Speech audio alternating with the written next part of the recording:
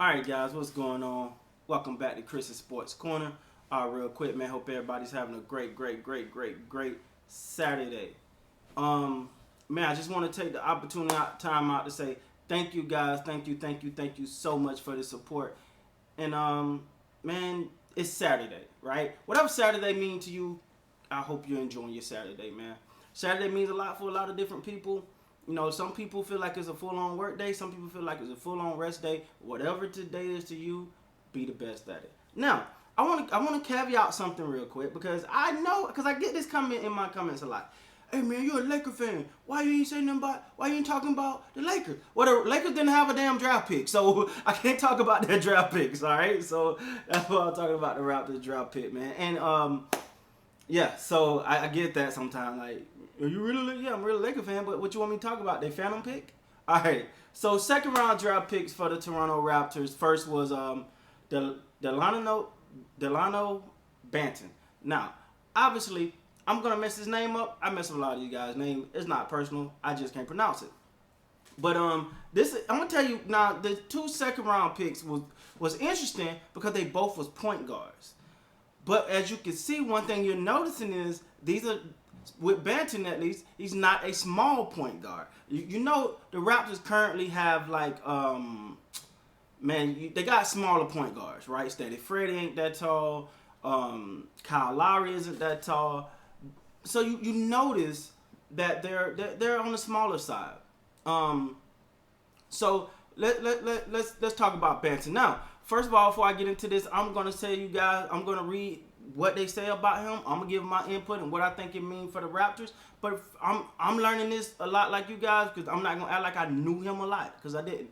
But one of the interesting things about Banton is he's from Toronto, Canada. He's a hometown kid, so this gotta be overwhelming, man, to get drafted in the NBA by your home team. That's eye opening, and that also says something about the Raptors recruiting, right?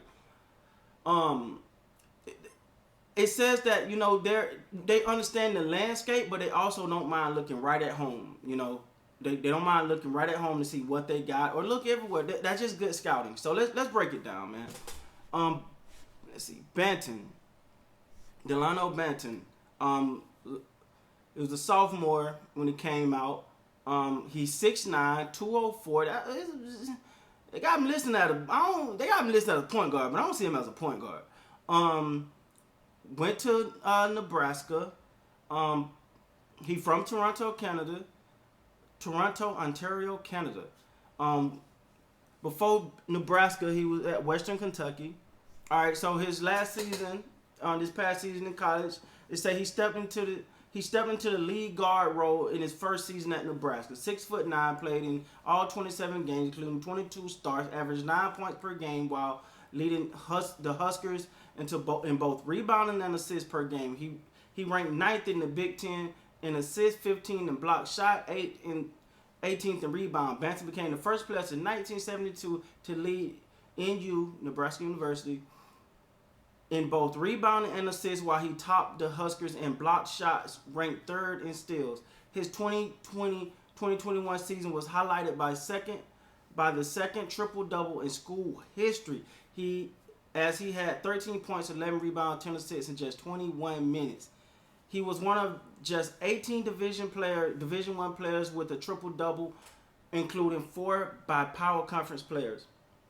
It was one of 14 double-figure efforts for Banton, while he also had a pair of 10-plus rebound effort. Banton opened the season with 9 straight double figures effort, including the season-high 18 points against Nevada and 17 each against Georgia Tech and Michigan. He also added 9 rebounds, 6 assists against Georgia Tech. He had 8 games with at least six assists, including 8 against North Dakota State, 7 against Michigan State and Indiana back-to-back game. Before the pause, Banton took a while to regain his form following the Huskers' pause. We all know what happened.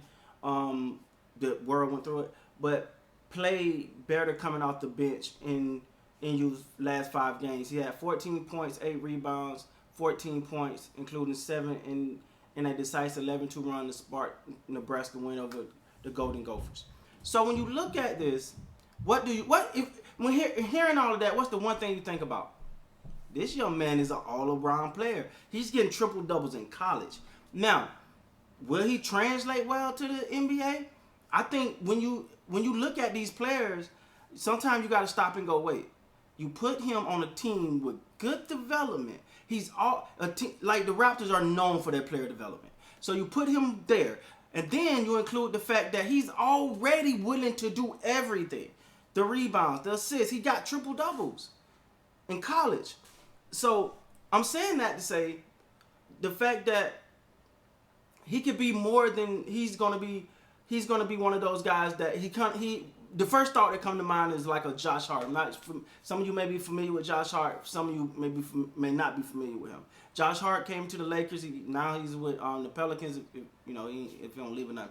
But he's one of those guys that he just pops off your screen with effort plays. He's gonna make a couple plays in every game that you're like, okay, he's working. He's a worker. This is sort of like what he's seeing to me. Now, I'm not saying he's finna go get you 30, 40 points tonight. But you could probably write him in for a good 7 assists, 6 rebounds, 7 rebounds. Hopefully a little bit more than that, 10, 11 points, and consistent effort. That's what I believe you're getting here. When you really look at it, I really like this. I don't see him as a point guard, though.